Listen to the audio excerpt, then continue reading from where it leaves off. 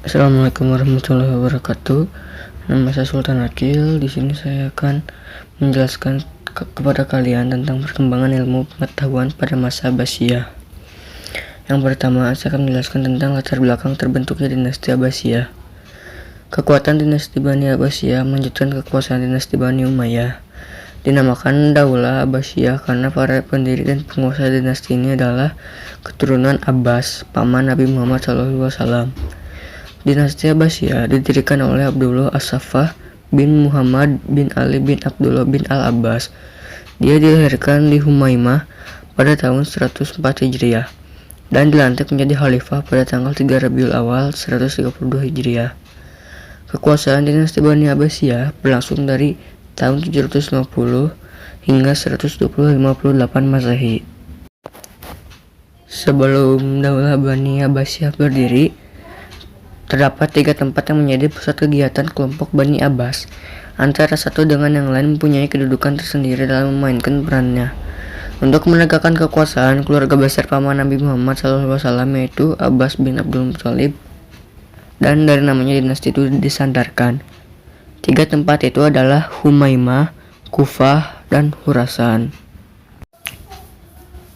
Yang kedua, sistem pemerintahan dinasti Abbasiyah.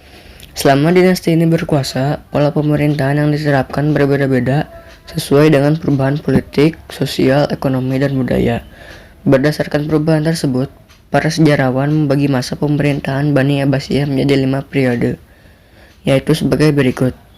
Yang pertama, periode pertama 132 sampai 232 Hijriah atau 750 sampai 847 Masehi disebut sebagai periode pengaruh Arab dan Persia pertama. Yang kedua, periode kedua 232 sampai 334 Hijriah atau 847 sampai 945 Masehi disebut sebagai periode pengaruh Turki pertama. Periode ketiga 334 sampai 447 Hijriah atau 945 sampai 1055 Masehi. Masa kekuasaan dinasti Bani Buwai dalam pemerintahan Daulah Abbasiyah. Periode ini disebut juga masa pengaruh Persia kedua. Periode keempat 447 sampai 590 Masehi atau 1055 sampai 1194 Masehi. Masa kekuasaan Daulah Bani Seljuk dalam pemerintahan Daulah Abbasiyah biasanya disebut juga dengan masa pengaruh Turki kedua di bawah kendali Kesultanan Seljuk Raya. Periode kelima 590 sampai 656 Hijriah atau 1194 sampai 1258 Masehi. Masa khalifah bebas dari pengaruh dinasti lain, tetapi kekuasaannya hanya efektif di sekitar kota Baghdad dan diakhiri oleh invasi dari bangsa Mongol. Yang ketiga, perkembangan ilmu pada masa Abbasiyah. Gerakan pembangunan ilmu secara besar-besaran dirintis oleh Khalifah Ja'far al-Mansur setelah ia mendirikan kota Baghdad dan menjadikannya sebagai ibu kota negara. Ia menarik banyak ulama dan para ahli dari berbagai daerah untuk datang dan tinggal di Baghdad.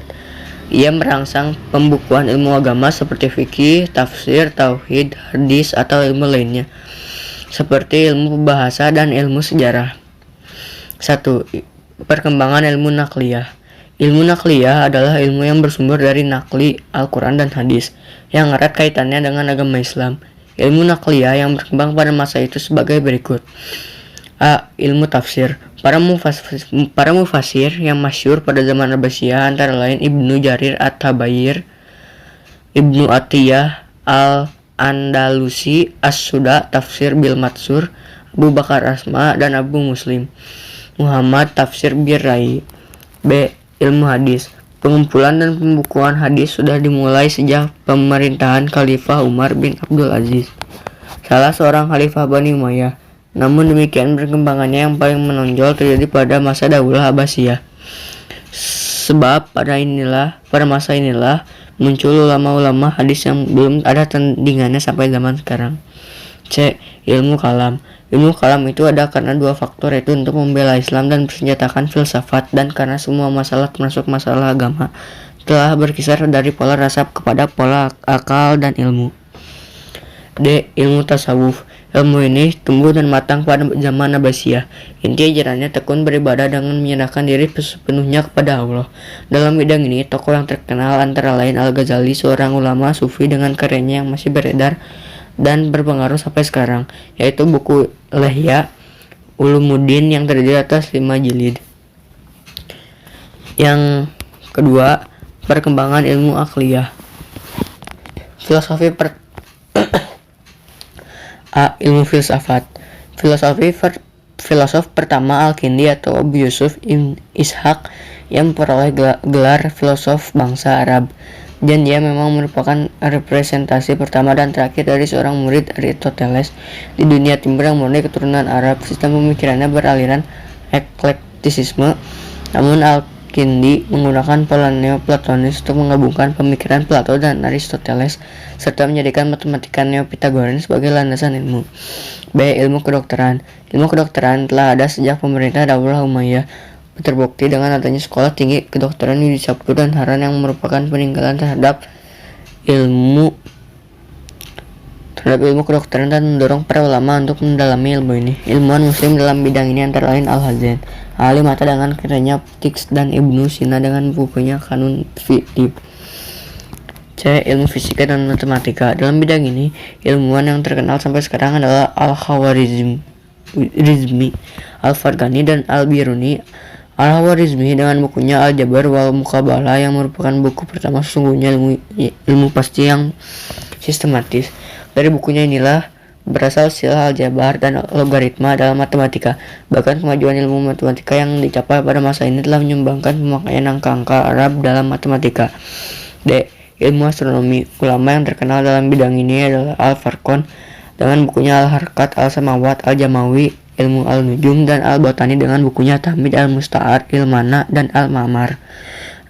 Ilmu sejarah dan geografi. Dalam bidang sejarah, ulama yang terkenal antara lain Ibnu Ishaq, Ibnu Hisham, Al-Waqidi, Ibnu Qutaibah, dan At-Tabari. Dalam bidang ilmu bumi atau geografi, ulama yang terkenal sebagai Al-Yaqubi dengan karyanya Al-Buldan, Ibnu Kharzabah dengan bukunya Al-Mawalik wa Al-Mawalik. Yang ketiga, perkembangan kebudayaan pada masa Abbasiyah. Pada masa Daulah Abbasiyah terdapat 2 kota besar yang menjadi pusat peradaban Islam. Pertama, kota Baghdad yang tak lain merupakan pusat pemerintahan Daulah Abbasiyah didirikan oleh Khalifah Ja'far al-Mansur. Kedua, kota Samarra yang menjadi pusat seni bangunan Islam.